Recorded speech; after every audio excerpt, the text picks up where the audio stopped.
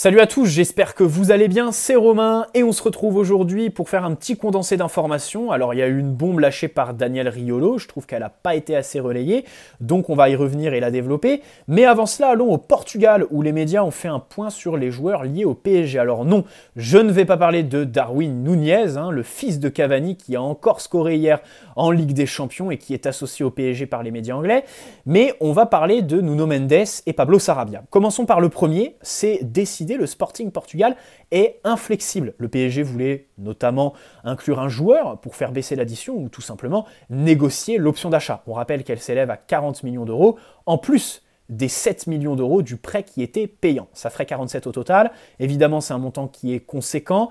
À signaler quand même, parce que ce sera sur l'exercice du prochain mercato, en fonction du budget alloué par le Qatar. C'est évidemment déjà un gros transfert, mais pas moins justifié pour un joueur de 19 ans qui est arrivé un petit peu sur la pointe des pieds, timoré, timide. Enfin, timoré, c'est pas le bon mot, puisque dès sa première entrée contre Clermont, un quart d'heure a suffi pour montrer qu'il était capable de changer quelque chose dans cette équipe.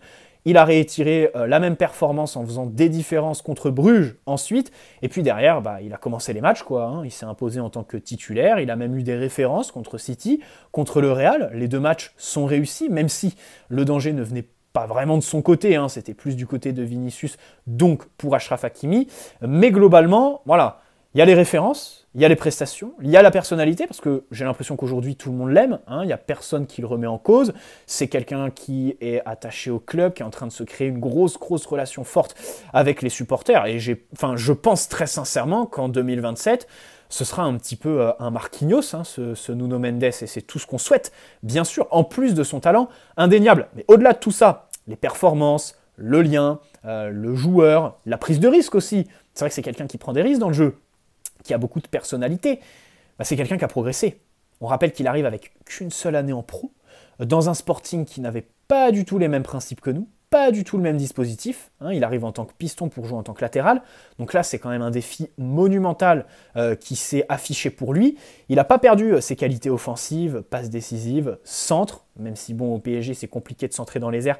Il n'y a personne. Il s'est adapté parce qu'il fait ces fameux centres, j'en parle très souvent, entre le gardien et la ligne défensive, qui sont très fuyants, très dangereux pour l'adversaire et qui font beaucoup de mal.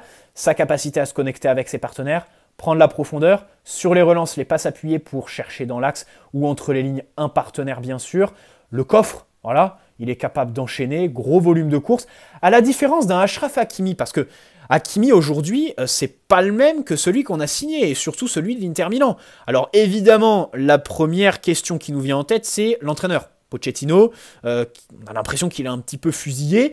Je pense que c'est vrai, puisque physiquement, Achraf Hakimi aujourd'hui apparaît un petit peu cramé en dedans et surtout très loin des standards qu'il affichait avant de signer au PSG. Il y a beaucoup de joueurs avec qui on observe ça, pas Nuno Mendes, ça c'est à signaler évidemment. Et puis défensivement, progression extraordinaire en quelques mois, 7-8 mois, boum, dans les 1 contre 1, intelligence situationnelle, de placement, lecture du jeu et surtout une très bonne justesse dans ses interventions. Les tacles notamment, les 1 contre 1, il les gère beaucoup mieux qu'à son arrivée et beaucoup mieux qu'au Sporting Portugal. Parce que quand il arrive, la réalité c'est que son jeu défensif était une lacune. Aujourd'hui, ça ne l'est plus vraiment. Donc vraiment, bravo, j'ai envie de le couvrir d'éloges. Je l'adore, c'est mon chouchou et j'espère qu'il sera là en 2030. Bref, Nuno Mendes, 47 millions, ça devrait être levé, c'est une bonne nouvelle. Les médias portugais qui se sont aussi arrêtés sur Pablo Sarabia, prêté au Sporting Portugal. En septembre, on pensait que c'était pour faciliter l'opération Nuno Mendes.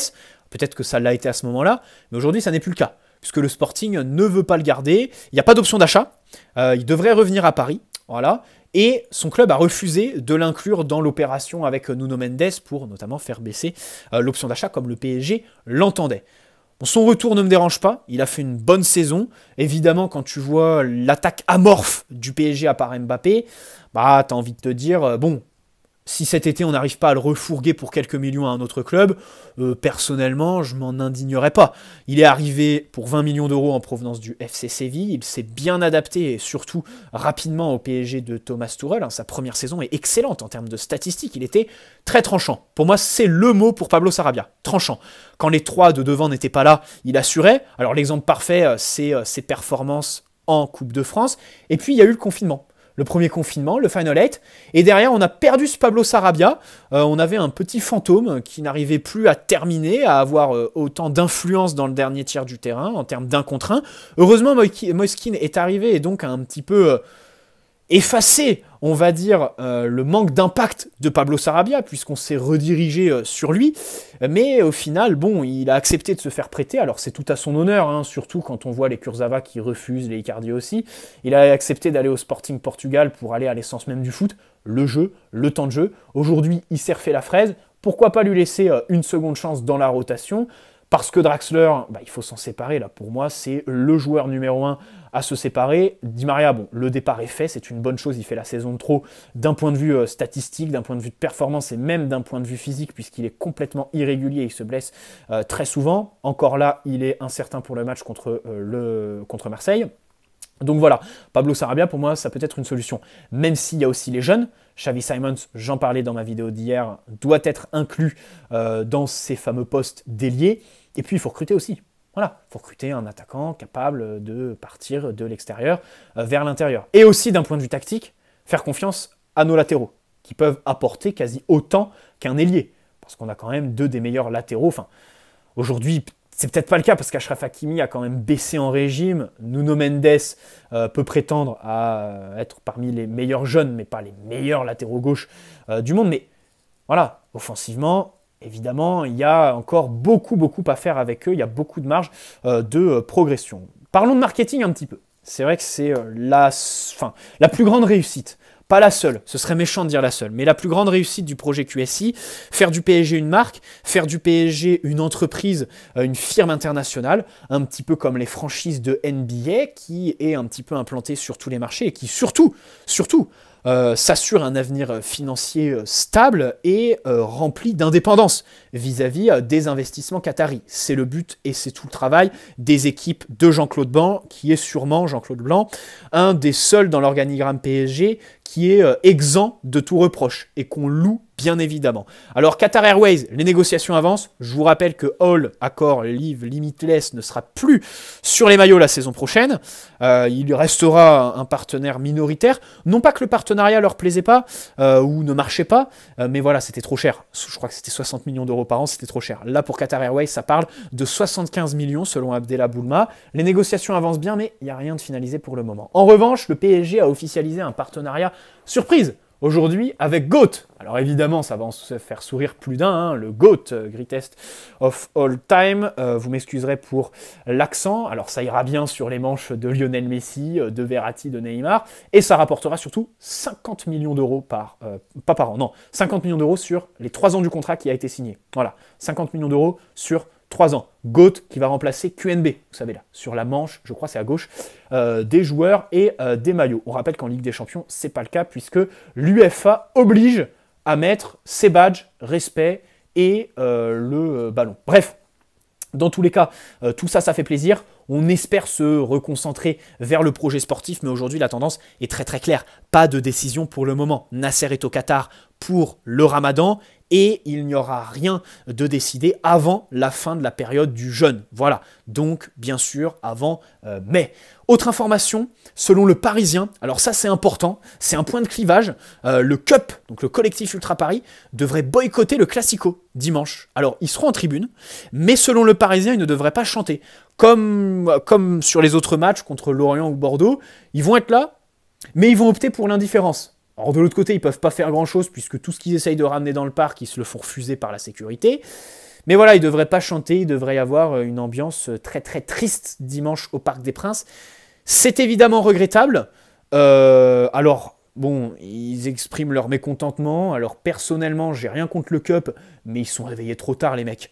Déjà, ils arrivent après la guerre concernant Pochettino en faisant les banderoles et en le sifflant au mois de février 2022, alors que depuis juin 2021, tout le monde alertait. Et c'est là que tu te dis qu'il y a une différence en fait entre les réseaux sociaux et le stade. Aujourd'hui, Mbappé n'a pas de chant, voilà, alors qu'un Cavani, par exemple, a eu un chant, Neymar aussi. Bref, il y a des choses qui sont un petit peu difficiles à comprendre. Pareil, tu siffles Messi, tu siffles Neymar, mais tu siffles pas les autres.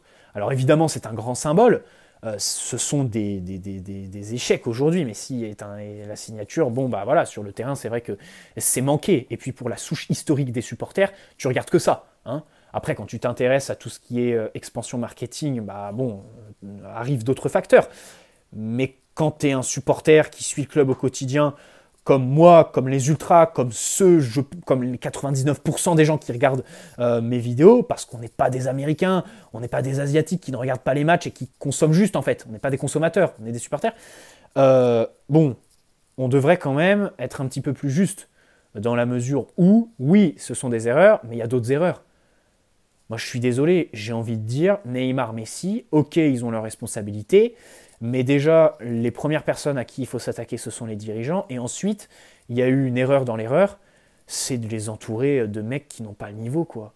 Neymar, Messi, pour les mettre avec des Icardi, des Draxler, des Wijnaldum, des Danilo Pereira, même s'il est en forme en ce moment, il est en confiance, on l'adore. Mais c'est pas la classe mondiale.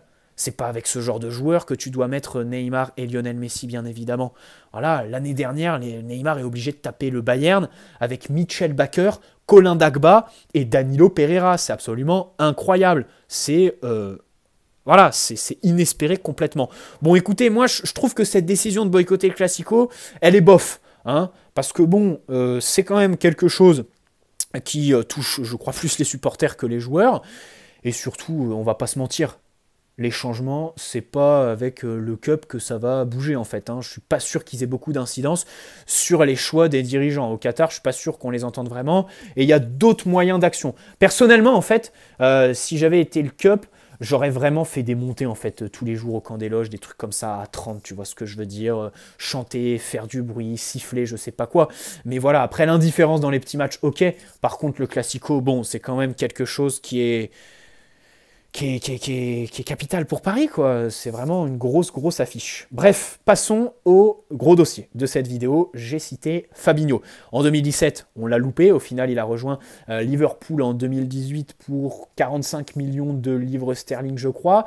Antero Henrique le voulait, hein. Ça parlait même d'un package avec Kylian Mbappé. Au final, on l'a loupé. Et alors, Daniel Riolo, hop, il a pris tout le monde de court. Personne l'a annoncé. Hier, ça parlait de l'intérêt du Bayern à l'antenne sur RMC, parce que le Bayern le veut, on aurait même fait une priorité pour cet été. Et Daniel Riolo a dit, mais il y a le PSG qui est aussi dessus, et pour une fois qu'ils veulent un bon joueur, eh bien, qu'ils foncent, hein, tout simplement, parce que c'est vrai que Fabinho, c'est une référence, c'est la classe mondiale. C'est quelqu'un qui aujourd'hui a 28 ans, est dans la fleur de l'âge, certes est sous contrat jusqu'en 2026 avec Liverpool, mais il a tout gagné, tout simplement. C'est quelqu'un qui connaît aussi la Ligue 1, donc ça c'est évidemment un très bon point. Il est évalué à 60 millions d'euros sur Transfermarkt, et donc le PSG qui serait dessus. On va développer tout ça. Son profil d'abord, parce que c'est vraiment le milieu défensif dans toute sa splendeur et surtout dans toute son excellence, j'ai envie de dire, parce que c'est vraiment le profil qui permettrait, de combler pas mal de problèmes pour l'équipe du PSG, et de sublimer bon nombre de joueurs de cette équipe, à commencer par les latéraux. On va développer tout ça. Bon, il peut jouer seul devant la défense, dans le cadre d'un 4-3-3, il aime beaucoup, il utilise très bien la largeur, très bonne lecture du jeu, ou dans un double pivot. Dans tous les cas, c'est un milieu qui est reculé, qui ne se livrera pas trop, et qui restera derrière pour briser les contre-attaques, par exemple, ou être une solution de repli. Son rôle principal, c'est de faire le lien avec le ballon entre la défense et les milieux plus avancés, pas l'attaque, évidemment. Donc là, tu peux l'imaginer derrière Verratti, un Paul Pogba, un Idrissa Gueye, par exemple. Paredes, un petit peu moins, parce que c'est vrai que Paredes, lui, serait un petit peu sur la même ligne que Fabinho. Mais un double pivot avec Verratti peut parfaitement s'envisager dans un système à 3 défenseurs, par exemple. Je sais que c'est un fantasme chez les joueurs. Alors à Liverpool, évidemment, il apporte beaucoup de sang-froid parce que c'est un joueur qui est très intelligent, hein, qui a une très bonne lecture du jeu, toujours bien placé, un bon volume de course, très discipliné, bien sûr. Et surtout, son rôle essentiel dans le 11 de Liverpool, c'est qu'il comble la montée des latéraux. Il est très important dans la performance des latéraux, d'abord parce qu'il a commencé à ce poste-là, rappelons, c'est quand même pour moi le point de départ de l'analyse. Il a commencé latéral droit, ce qui explique aujourd'hui ses qualités par exemple dans les 1 contre 1. Hein, quand tu es latéral droit, quand tu es en formation et que tu es latéral, on t'apprend à gérer les 1 contre 1. Aujourd'hui, il a été replacé au milieu parce qu'à Monaco, il y avait déjà Sidibé et Mendy à ce poste-là. Mais dans tous les cas, dans les 1 contre 1, il est très très bon. Très solide, toujours la bonne appréhension et surtout le bon timing pour récupérer les ballons. L'art du tacle, il le maîtrise aussi. Donc il a commencé latéral. Donc évidemment, quand il est sur le couloir dans cette zone-là, il a des repères. Ensuite, les 1 contre 1, il les maîtrise. Il joue plus bas, donc il est capable de compenser. Il est assez rapide, assez explosif. Il fait 1m88 aussi, donc évidemment, au duel, il est très bon, dur sur l'homme. Côté athlétique et la tonicité sur les appuis, c'est au rendez-vous. L'intensité de la Première Ligue, bien sûr, qu'il connaît. Et aussi, j'aimerais faire une ouverture, puisqu'au poste de latéral droit, tu as Achraf Hakimi, tu as Colin Dagba, tu as Kehrer, mais pour moi, il faut vraiment le considérer comme un défenseur central. Et puis surtout, il faut essayer de le vendre. Et sinon, derrière, il n'y a personne. Donc pour moi, il faut essayer quand même de suppléer Achraf Hakimi. Ce devrait être un dossier pour cet été, mais secondaire. Pour moi, il faudra l'ouvrir qu'à partir du moment où on aura signé un milieu, on aura réglé la prolongation, le remplacement de Kylian Mbappé, le secteur de l'attaque, parce qu'on rappelle qu'indépendamment du dossier Mbappé, en attaque, il faut recruter, et la défense centrale. Après, pour moi, viendra le poste de latéral droit et le poste de latéral gauche, où il faut, dans l'idéal, suppléer nos 2 titulaires. Bon, pour Nuno Mendes, c'est moins évident parce que Juan Bernat est quand même de retour de blessure et il peut faire l'affaire en tant que remplaçant. Par contre, à droite, c'est compliqué. Fabinho, il était latéral droit. Donc, pourquoi pas l'envisager à ce poste-là? Il a 28 ans, il va commencer à se faire vieux, et il a quand même beaucoup de matchs dans les pattes. Bon, pourquoi pas essayer par moment pour combler, par exemple, une absence d'Achraf Hakimi. On rappelle que si cette année, il est apparu un petit peu cramé par moment, c'est aussi parce qu'il a dû enchaîner beaucoup. La CAN, la sélection avec le Maroc, et surtout au PSG, parce qu'il n'y avait personne derrière lui. Bref, sous pression, il joue très simple. C'est quelqu'un qui ne va pas faire de grillerie, ça pourrait créer une complémentarité avec Marco Verratti, qui lui, au contraire, est capable de faire la toupie à 20 mètres du but sans avoir une seule goutte de sueur. Voilà, et nous, aujourd'hui, avec l'habitude, on n'en a pas aussi. On n'a plus peur quand on le voit faire, pas n'importe quoi du coup, mais des dribbles, pour évidemment attirer l'adversaire, l'aspirer surtout et créer de l'espace pour ses partenaires. Lui, Fabinho, c'est un autre style. C'est évidemment la simplicité. Parfois, la simplicité au point de repartir derrière, vers ses défenseurs. Mais il garde quand même un idéal, chercher un partenaire dans l'espace. Toujours scanner le jeu, prendre l'information. Je le répète très souvent, ce qui différencie pour moi un très grand joueur d'un grand joueur, c'est le nombre de fois, alors je ne sais plus qui le disait, je crois que c'est dans une conférence d'Arsène Wenger ou un truc comme ça, c'est vraiment le nombre de fois où il prend l'information sur ce qui se passe devant lui, tout simplement. Je crois qu'un très grand joueur prend 7-8 fois, alors qu'un joueur lambda, c'est 4-5. Bref, je sais plus trop, mais pour moi, ça se joue dans la tête. Vraiment, voilà, avec Fabinho, c'est l'exemple parfait de l'activité sensorielle d'un très bon joueur sur la classe mondiale. Et évidemment, il est aussi capable de casser les lignes, très bonne qualité de passe. Il est capable de se projeter, même s'il va plus rester en retrait pour, avec ballon, être une solution de repli, de facilité pour repartir de l'arrière, et 2, en cas de perte de balle, il est très très bon pour couper les contre-attaques. Là, pareil, tu peux faire un lien avec le PSG. L'un des buts, alors je sais plus lequel, quand Modric remonte le terrain, que personne l'attaque, que Idrissa Gueye le regarde, ça te rend fou. Et c'est un défaut du PSG. À l'entraînement, pour mettre des coups sur Mbappé, pour blesser Marco Verratti, il y a du monde. Mais en match, quand il faut aller tacler, la jouer sale, faire des fautes intelligentes pour couper une contre-attaque, il n'y a personne. Fabinho est très très bon là-dedans. Vraiment, couper les contre-attaques, il est très fort. Et ça, c'est un point extraordinaire pour le PSG. Donc voilà un petit peu tout ce que je voulais développer sur Fabinho, ce qui me paraît très très intéressant. Sans oublier sa qualité de frappe, par exemple, aux abords de la surface, il peut être très dangereux. Encore une fois, il s'engouffre dans un espace libre. C'est quelqu'un qui va aller occuper un espace libre, tout simplement. C'est pas un joueur de petits espaces, de dribble et tout ça. C'est toujours apporter de la liberté à ses partenaires ou lui, aller la chercher lui-même. Bref, excellente lecture du jeu, couverture exceptionnelle. Je crois que j'ai à peu près tout dit. Et puis bien sûr, par le fait qu'il reste plus bas, il permet à ses latéraux de jouer beaucoup plus haut. Ce serait quelqu'un capable de sublimer Achraf Hakimi et Nuno Mendes. 60 millions, personnellement, je les mets. Je le vois, alors personnellement, pour faire une hiérarchie dans les pistes, aujourd'hui, globalement, bon, on le met au milieu des Tchouaméni et Pogba, c'est à peu près tout. Il y a Milinkovic-Savic qui revient en Italie. Je ne sais pas si je vais en faire une vidéo, parce que ça fait quand même très longtemps qu'on en entend parler. N'hésitez pas à me dire si vous la voulez.